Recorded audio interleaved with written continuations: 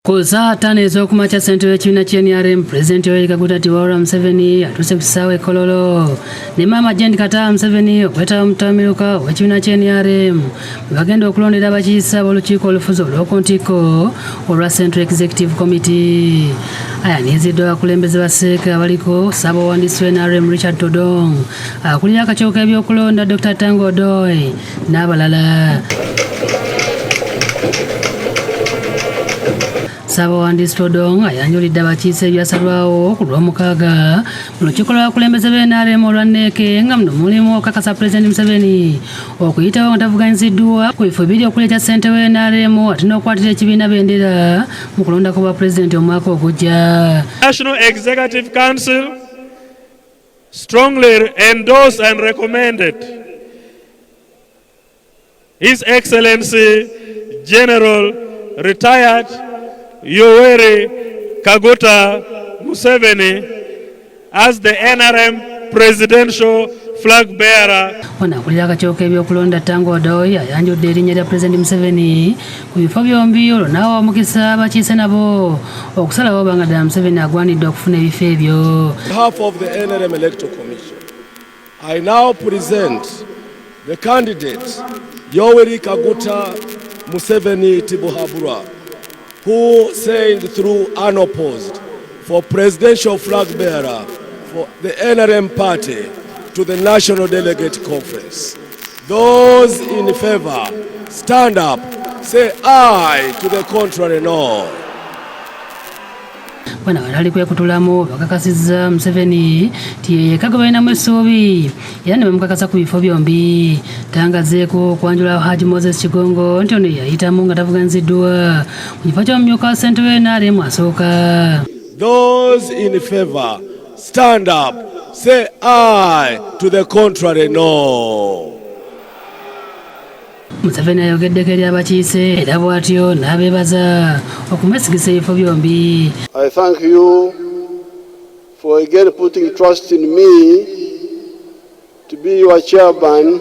I also thank you very much for electing me as your flag bearer for the presidential contest.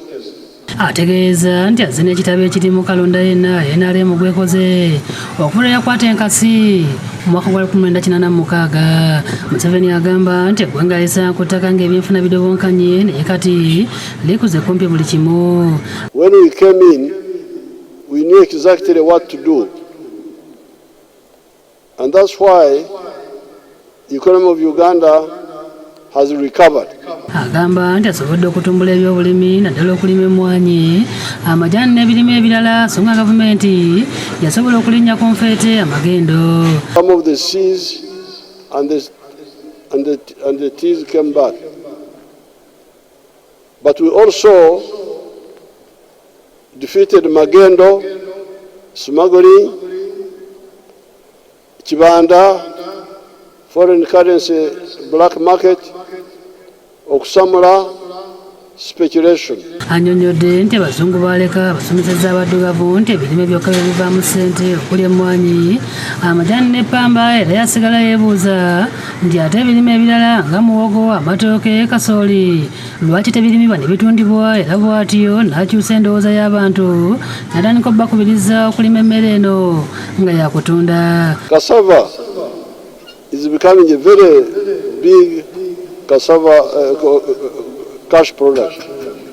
Milk, beef, bananas, fruits, vegetables. Ku luuyi olw'okulonda Mwai Museveni ategeeza nti abazungu baali tebakirengerawo nti amata, ennyama n'enva endiirwa nti nabyo bivaamu ssente era bannayuganda babifunye mu byansuso. Ku luuyi lw'amakolero Museveni agamba nti Uganda esobola okwefulumiza ebyamaguzi byayo okuviira ddala ku ngoye n'engatto so nga kati n'obuyiiya bweyongedde nga Uganda kati yeekolera bbaasi ezitambuza abantu baayo. Phase 5 is the knowledge economy. The economy of the brain and the skills of the hand. And the best example are the vehicles which your people are now making here. The Kira, electric vehicles which are being made by your people. Ebyenfuna byeyongedde nga kati biyimiridde ku bumbi 69 obwa dola era gavumenti eruubirira okutuuka ku bumbi 10 obwa dola. From 66 billion to 500 billion in the next few years. Wano eggwanga lijja kuba livudde mu lusu lw'amawanga agali yaddeyaddeko lituuke mu lusu lw'amawanga gannaggwadda. We are targeting becoming a high middle income country of $500 billion in the next few years.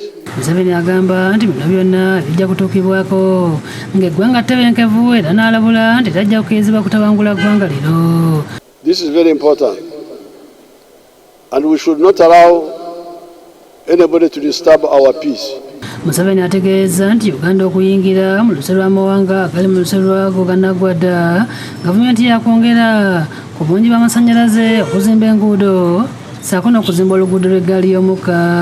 Ku nsonga y'okugoba obwavu mu bantu, Museveni alaze abalimi n'abalunzi abazze nga bagoberera ebigambo bye era nkati beenogera nnusu kyokka n'alambika nti abalinaanye entobazi nti basobola okulundiramu ebyennyanja so si kulimiramu muceere kubanga gwo guzikaza.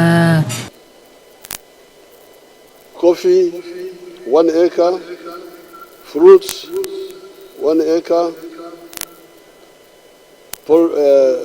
dairy, for pasture for dairy, 1 acre, 1 acre for food for the family.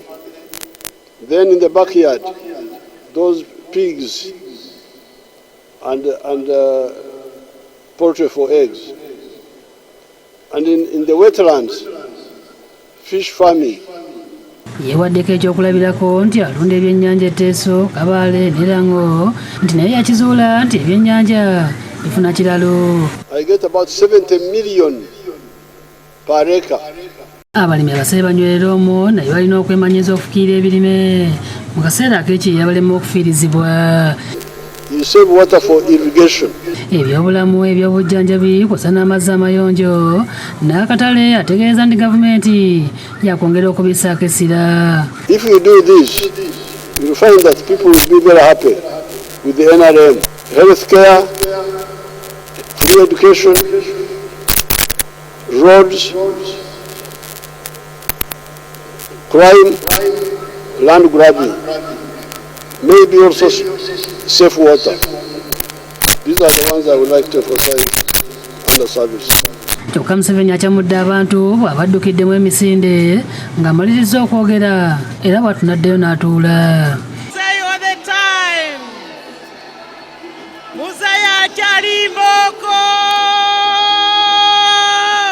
Robina Nantale yakusakidde eggulu eno ku lwa Bukedde TV.